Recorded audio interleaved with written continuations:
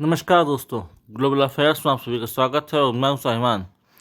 कभी कभी कोई देश ऐसा निर्णय ले लेता है जब उसे पता ही नहीं चलता कि उसे इस निर्णय से कितना नुकसान हो सकता है और वो कितना पीछे जा सकता है। हम बात कर रहे हैं बांग्लादेश की। जी हाँ, बांग्लादेश जो हमें लगातार न्यूज़ देता रहा है और एक कंटेंट बनाता जा रहा है।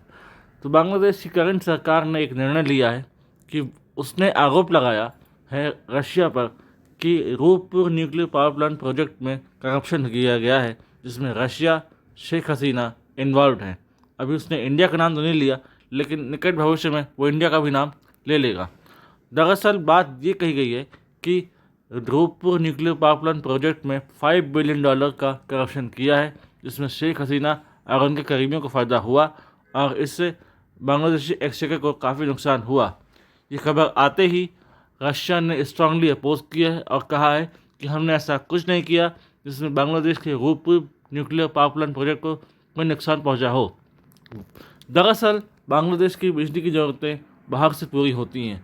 बांग्लादेश में स्वयं इतनी क्षमता नहीं कि वो अपने लोगों के लिए खुद से बिजली बना सके। वो या तो भारत से या फिर नेपाल से बिजली लाता है, इसलिए फॉरेन कंट्रीज़ पर वो डिपेंडेंट रहता है। 2007-8 में उसने चाइना के साथ एक डील क्रैक की, जिसके अंदर ये डिसाइड किया गया कि रूपपुर नाम की जगह पर बिजली के लिए न्यूक्लियर पावर प्लांट इंस्टॉल करेंगे और चाइनीज़ कंपनियां यहाँ पर न्यूक्लियर पावर प्लांट बनाएंगी। जब ये बात इंडिया को पता चली तो इंडिया के कान खड़े हो गए। हालांकि इवेंचुअली ये प्रोजेक्ट टूट गया, ये डील कैंसिल हो गई। तब रशिया सीन में आया।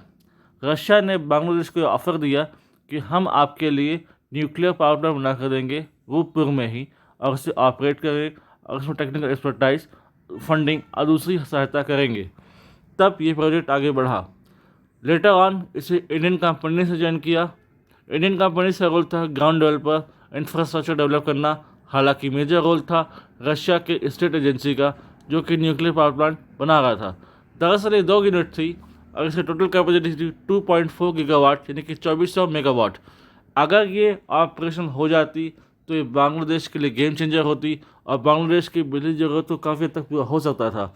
और दरअसल 2025 तक पहला यूनिट ऑपरेशन होने वाली थी। अब इसकी टाइमिंग देखिए, ऐसे समय पर यह आरोप लगाया गया है जब इसकी एक यूनिट ऑपरेशन होने वाली है, यानी कि अब बांग्लादेश की करंट सरकार इसे रोक देगी और फिर से बिजली की ज़रूरत ठप हो जाएगी। और जो सपना था कि ऑपरेशन हो जाएगी बिजली और सेल्फ सफिशेंसी आ जाएगी, तो वो अब समाप्त हो जाएगी। दरअसल कभी से ये पसंद नहीं था अमेरिका को कि इंडिया का इन्फ्लुएंस और रशिया का इन्फ्लुएंस बांग्लादेश में रहे। बांग्लादेश को उसने कभी एक राष्ट्र भी नहीं माना, और जब मानना पड़ा तब वो भी बेमन से। और अब उसने एक ऐसा व्यक्ति बैठाया है जो अमेरिकन डीप स्टेट का है, जो ये पूरी कोशिश कर रहा है कि रशिया का और इंडिया का कोई प्रोजेक्ट यदि वहाँ काम कर रहा है तो उससे पर्याप्त नुकसान पहुँचाया जाए। यानी कि अपने वेस्टेड इंटरेस्ट में, अपने पॉलिटिकल इंटरेस्ट में वहाँ के लोग खुद का ही नुकसान कर रहे हैं। लगातार प्रोटेस्ट हो रहे हैं वहाँ पर। प्रोटेस्ट एकमात्र लगता है रोजगार बन गया है, काम का जगह बन गया है कि किसी न किसी मामले में प्रोटेस्ट करते रहो और खुद का नुकसान करते रहो। एट्रोसिटीज़ हो गई हैं माइनॉरिटीज़ पर, और भी दूसरे ऐसे काम हो गए हैं जिससे बांग्लादेश खुद को आइसोलेट कर रहा है। कहा यह जा रहा है कि हो सकता है कि बांग्लादेश इंडिया से कहे कि आप प्लीज़ शेख हसीना को भेजिए, क्योंकि इन पर करप्शन के चार्जेस हैं और हम इनका ट्रायल करना चाहते हैं। इसके अलावा वो रशिया से भी कह सकता है। और रशिया ने जैसे ये सुना कि बांग्लादेश ने करप्शन चार्जेस लगाए हैं, तो रशिया ने इसका स्ट्रांगली अपोजिशन किया और ये कहा कि देखिए, हमने कोई करप्शन नहीं किया है, हम तो बिजली आपके लिए बना कर दे रहे थे, ऐसा कोई कारण नहीं था। हमने स्टेट ऑफ आर्ट टेक्नोलॉजी वहाँ पर इंस्टॉल की ताकि बांग्लादेश की बिजली की ज़रूरत पूरी हो सके, लेकिन आपके इनएफिशिएंसी और आपके अनस्टेबल पॉलिटिकल कंडीशन के कारण ऐसी स्थिति आई। और कोई बड़ी बात नहीं है कि रशिया का कहना गलत नहीं है, क्योंकि ऐसी स्थिति आ चुकी है बांग्लादेश में। तख्ता पलट हो चुका है डेमोक्रेटिक सरकार का कि वहाँ पर इनएफिशिएंसी आ चुकी है, पॉलिटिकल अनस्टेबिलिटी आ चुकी है, जैसे वहाँ पर अब संभव नहीं कि आने वाले समय में कोई वाइटल काम हो सके। और अब शेख मोहम्मद यूनुस भी कह चुके हैं कि आने वाले 1 साल तक कोई चुनाव नहीं होंगे, यानी कि अगले 1 साल तक अनडिस्प्यूटेड मोहम्मद यूनुस वहाँ पर राज करेंगे अमेरिका का इन्फ्लुएंस वापस से बढ़ता जाएगा।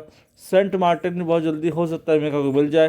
तो आने वाले समय में बांग्लादेश बनेगा अमेरिका का बैटल ग्राउंड, प्ले ग्राउंड बनेगा, और वेसल स्टेट बनेगा, और मोहम्मद यूनिस बनेंगे वहाँ के पपेट, जो कि ऑलरेडी वो अमेरिका के पपेट हैं।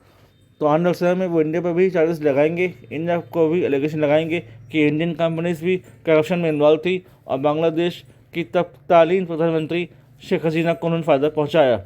इससे रिलेटेड कोई वाटर इन्फॉर्मेशन आती है, I will make a dedicated video this regard. Thanks for watching. अगर आप मुझसे जुड़ना चाहते हैं तो आप इंस्टाग्राम और टेलीग्राम के थ्रू जुड़ सकते हैं। इसका लिंक डिस्क्रिप्शन दिया गया है। Do comment, share, like the video and subscribe the channel. जय हिंद, जय भारत।